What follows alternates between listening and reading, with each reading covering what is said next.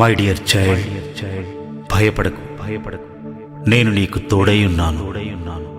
నిన్ను ఎన్నడూ విడువను, ఎడబాయను. నేనే నీ దేవుడను, నీవు నా సొత్తు. శాశ్వతమైన ప్రేమతో నేను నిన్ను ప్రేమిస్తున్నాను.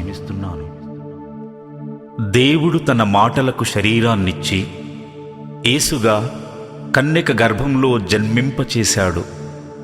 ఆ యేసుక్రీస్తు భూమిపై ఉన్న ప్రతి మనిషి యొక్క జన్మఫలం, కర్మఫలంను సిలువలో మోసి మనుషులందరి పాపశిక్షను తానే భరించి 3వ రోజున తిరిగి లేచాడు.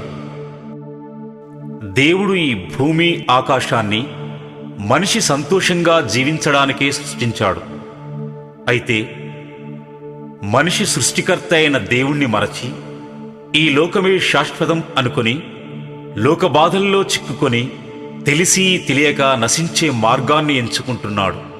అయితే శుభవార్త ఏమిటంటే, నశించు వారిని వెదకి రక్షించడానికి యేసుక్రీస్తు ఈ లోకానికి వచ్చాడు.